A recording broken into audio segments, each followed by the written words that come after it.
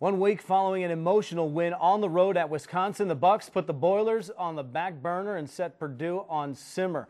Welcome to this week's show. I'm Jeff Hogan alongside head coach Jim Tressel. And coach, it wasn't without a fight that this game came off today. You knew Purdue was going to come in and go as hard as they could.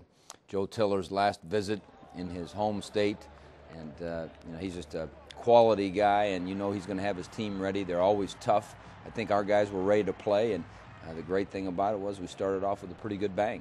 Well, certainly you got Dante Whitner out there, a little blast from the past, flipping the coin. It was great. Dante did a great job speaking to our kids, and we were ready to go, and here came the block left, and great job by Malcolm Jenkins, and Etienne Sabino comes up, scoops and scores, and that's a good way to start a ball game. Well, it certainly is, getting special teams into the thick of it, and really that's the emotional charge. Crowds into it right away, gets the defense pumped up, and obviously shutting down a spread offense with a pretty good running attack here. Well, they did a good job all day long. They made Purdue go the hard way and try to work their way down the field, and we stopped a lot of third downs and got them off the field, and we just needed to get a few more first downs of our own, and here's a pretty good one right here. We had some great-looking plays, and unfortunately we had some poor-looking plays, and that means you're not consistent. Well, Terrell Pryor goes for 22 on the ground there, and then he goes 22 complete to DeVere Posey.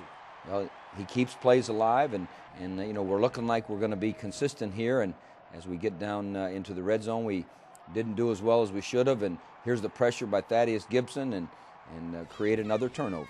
Yeah, he comes in and hits Curtis Painter and Lawrence Wilson right there for the scoop up, and the Bucks take possession again, and back to Beanie Wells on the ground. Well, again, we had some good long gains, and we just didn't have enough short gains, and our guys were working at it, and we'll figure it out. Here's a little toss play to Beanie, and again, he's storming down the field, and some things felt right, and others didn't, and we had to settle for too many field goals.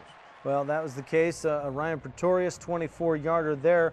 Puts you up 10-0, so you've got a couple of special teams scores off the block and then off of a field goal here, and the defense back to work. Well, the defense was putting good pressure on Painter, and here we come up with the turnover by Malcolm Jenkins, and Malcolm Jenkins is a great football player and a great leader. Well, he's had a good couple of weeks there, no doubt about it, staying hot, and nearly goes pick six there. He almost took that one to the house, and he studies the game, and he knows what they're coming with, and we got good field position here, and Terrell came out on the rollout and found Jake Ballard, and again, we're moving the ball in decent-sized chunks. Yeah, pickup of 7 there, and this is another 11 to Brian Robisky, pretty reliable. Well, no question about it, on a third down conversion, but then we had to settle for another field goal, and we popped it through.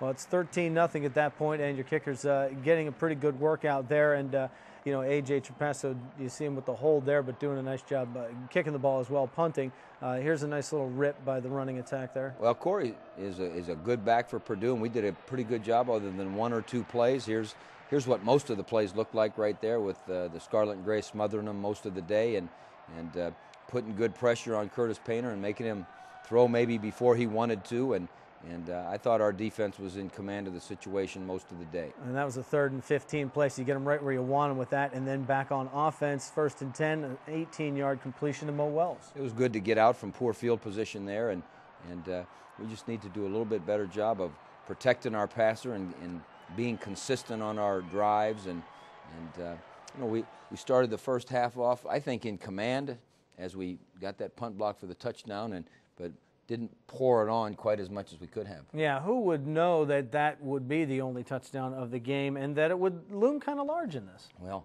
for either team, yeah. That's amazing, and who would have known that? You never know in this game, and if you're not consistent on offense, you're not going to get in the end zone. We were 1st and goal at the 9 twice, and didn't get it in there, and that's probably the hardest place to be. You'd rather be 1st and goal a little bit closer than that, but still, you have to come up with some touchdowns. Then you're in a spot in the season here where I know guys are spending a lot of time in the cold tubs throughout the week. There was a lot of line shuffling there offensively, too. Yeah, there really was, and that makes it a little bit more difficult. There's no doubt about it, and guys get banged up, and Alex Boone was out of there for a little bit, and then Mike Adams, his replacement, got knocked out of there, and guys had to flip sides, and that doesn't help your consistency. But there's no excuses in this great game, and we have to find a way to be better. See what the halftime conversation is all about as we go to it. We're back with second half right after this.